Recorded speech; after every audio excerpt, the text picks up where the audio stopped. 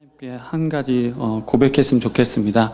간단합니다. 손을 이렇게 두 손 올리고요. 오늘 맥주감사주일 맞아서 하나님 감사합니다.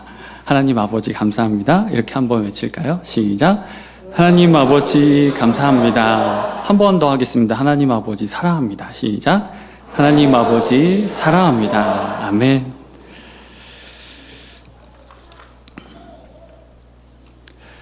오늘 디모데전서의 말씀인데요.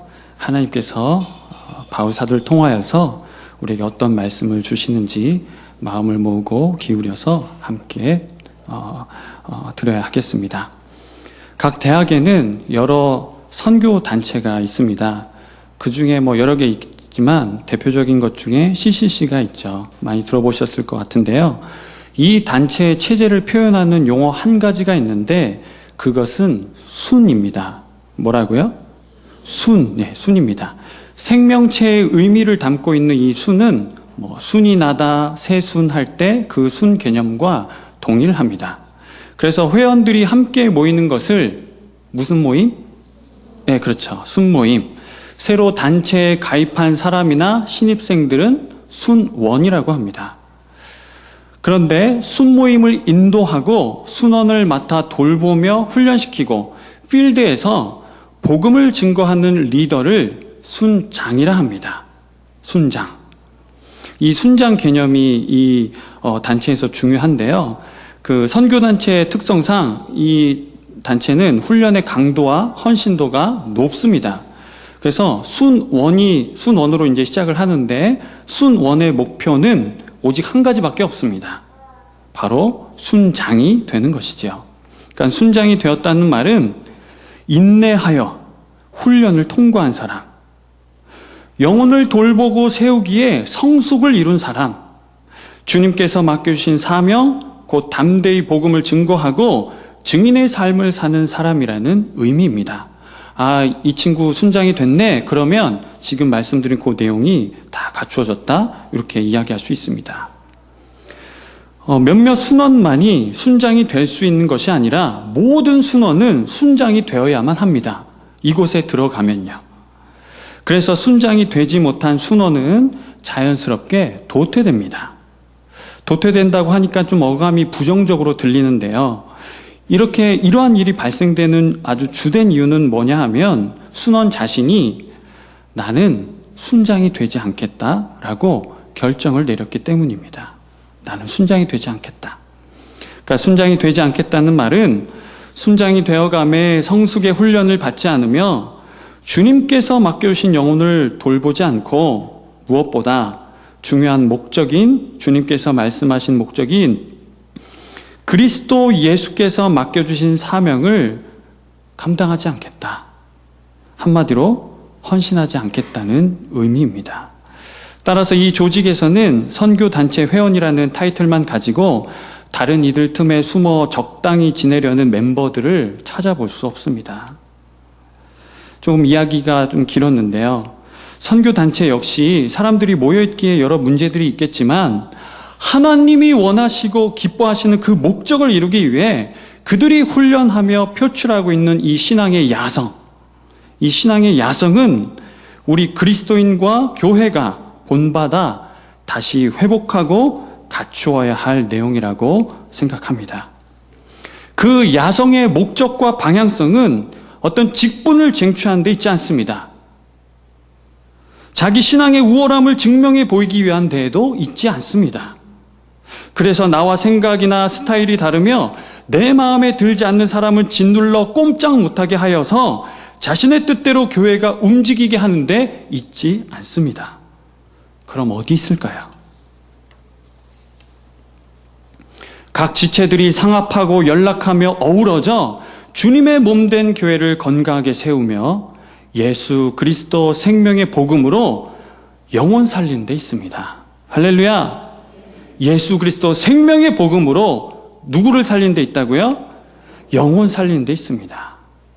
살아계신 하나님께서는 이 마지막 때, 특별히 어려운 상황 속에서 신앙생활하며 살아가는 저와 여러분을 이 믿음의 본으로 삼기 원하십니다. 온전한 믿음의 본으로 세우심에 먼저는 우리 존재의 어떠함을 확인시켜 주시고 감당해야 할 사명을 말씀해 주십니다. 신앙의 야성이 흘러넘치는 한 사람을 우리는 압니다. 본문의 기록자인 바울 사도이지요. 그의 야성의 방향성과 열심은 유대교를 위협하는 자들로부터 그 유대교를, 내가 지금 믿고 있는 그 믿음을, 유대교 믿음을 수호하는 데 있습니다.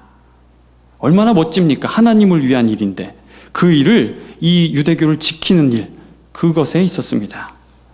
13절에 그를 표현해주는 단어들이 나타나 있는데 우리 13절 말씀을 다시 한번 읽어보겠습니다. 시작. 내가 전에는 비방자요, 박해자요, 폭행자였으나 도리어 긍휼을 입은 것은 내가 믿지 아니할 때 알지 못하고 행하였음이라.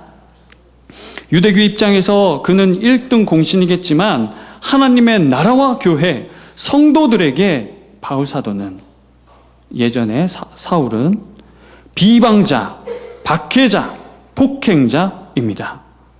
그리스도를 욕하고 핍박하며 온갖 방법으로 믿는 자들을 괴롭힌 사람, 하나님을 위한다는 명목으로 도리어 하나님을 모독하고 하나님의 소원과는 전혀 다른 방향성으로 나아간 사람입니다. 과거 우리는, 저와 여러분은 어떠한 일에 몰두하며 열심을 품었습니까? 또 품고 계십니까? 자기 능력과 노력을 극대화하여 하나님 없이도 얼마든지 잘 살고 성공할 수 있다는 그 사실을 증명하는 일에 애썼습니다.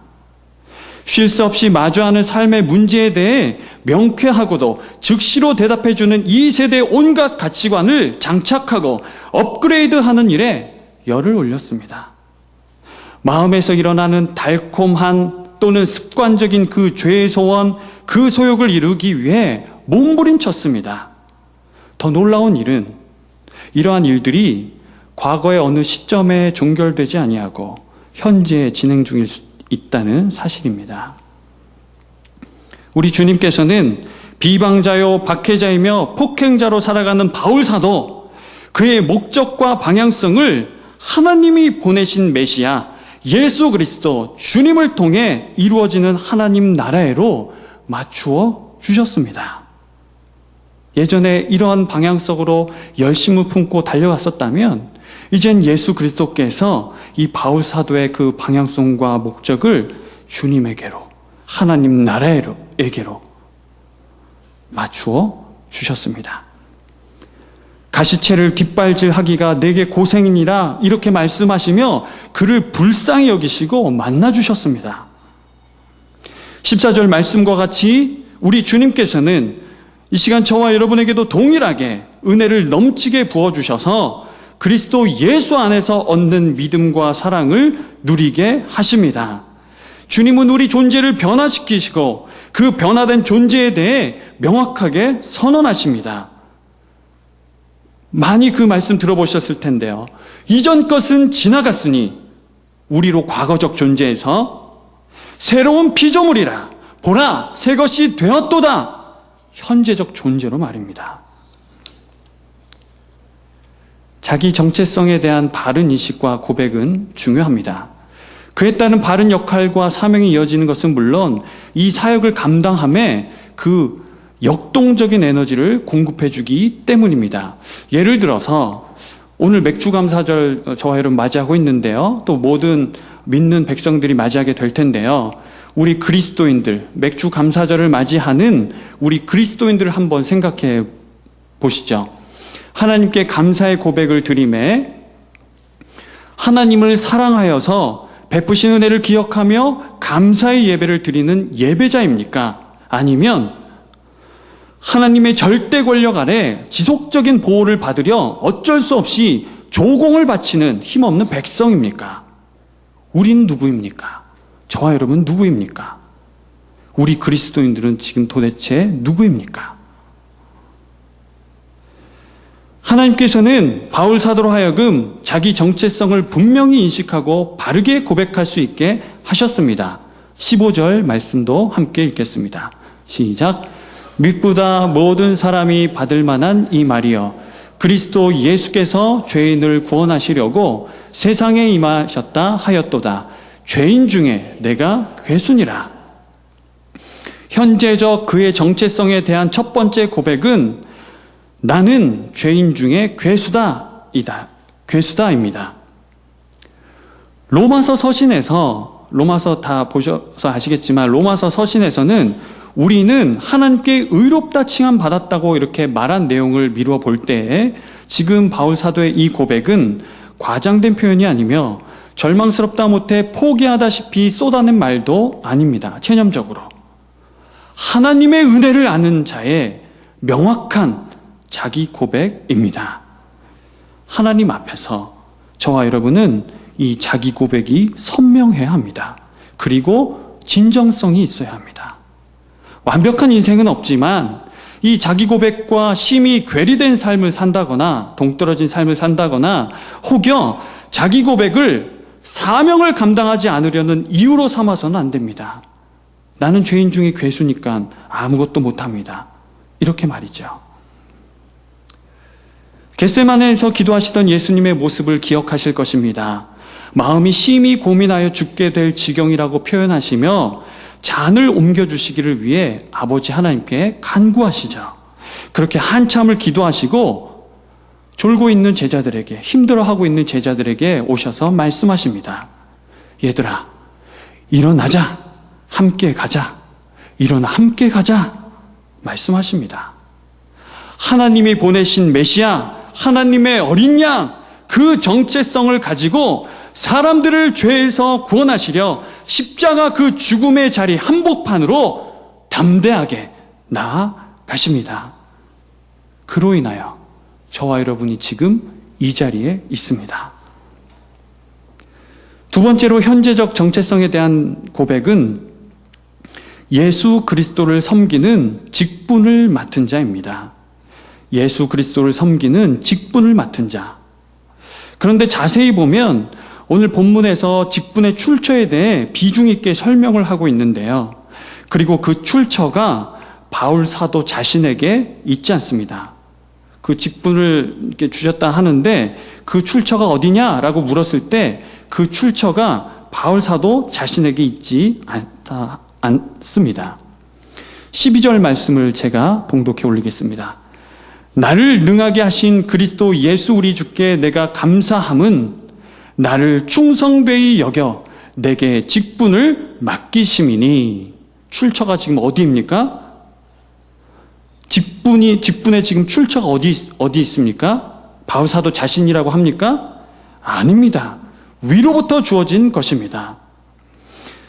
직분은 아시는 것처럼 내가 잘나서 내가 할 만하니까 내가 노력하여서 쟁취한 것이 아닙니다. 때가 되어서 된 것이 아닙니다. 그렇게 되어서도 안 됩니다. 본문의 말씀처럼 나에게 능력을 주시어 맡겨주신 일을 하게 하시는 분, 나를 신실하게 여기시어 섬기는 직분을 감당하게 하시는 이 우리 주님 예수 그리스도께서 일찍이 바울 사도에게는 물론 오늘 저와 여러분을 능하게 하시고 충성되이 여기시어 이 귀한 직분을 맡겨주셨습니다. 할렐루야!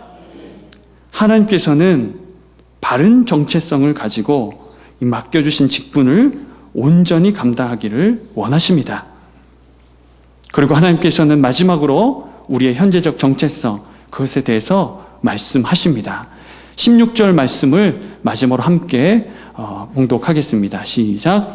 그러나 내가 궁휼을 입은 까닭은 예수 그리스도께서 내게 먼저 일체 오래 참으심을 보이사 후에 주를 믿어 영생 얻는 자들에게 본이 되게 하려 하심이라. 아멘. 주를 믿어 영생 얻는 자들에게 무엇이 되게 하려 하신다고요? 본이 되게 하려 하심이라 말씀하십니다. 장차 나타날 성도들의 본, 예수 그리스도로 인하여 영원한 생명을 얻으려고 하는 사람들의 좋은 본보기, 하나님께서는 우리로 좋은 본이 되게 하시기 위해 그 섬세한 손길로 저와 여러분을 아름답게 빚고 계십니다. 혹여 나를 다루시는 하나님의 방법이 마음에 들지 않고 그로 인해 낙심이 잠깐 찾아들 수 있지만, 우리 스스로 우리 자신을 볼 때 연약함 투성이고 소망과 회복을 찾아보기 어려울 수 있지만, 살아계신 하나님께서 저와 여러분을 빚으시는 그 일에는 하나님의 섬세하고 놀라운 계획, 뜨거운 열정, 인내하심, 무엇보다 사랑의 눈물이 깃들어 있습니다. 하나님의 사랑의 눈물이 깃들어 있습니다. 겉만 그럴싸하며 생명력이 없어 역동하지 못하는 그런 본, 그냥 대량으로 막 찍어내는 복제품으로 만들어내지 않으십니다. 하나님께서는 저와 여러분에게 말씀하십니다. 힘을 내라! 일어나 함께 가자! 내가 너로 영생 얻는 자들에게 본이 되게 하겠다. 함께 기도하겠습니다. 살아계신 하나님 아버지,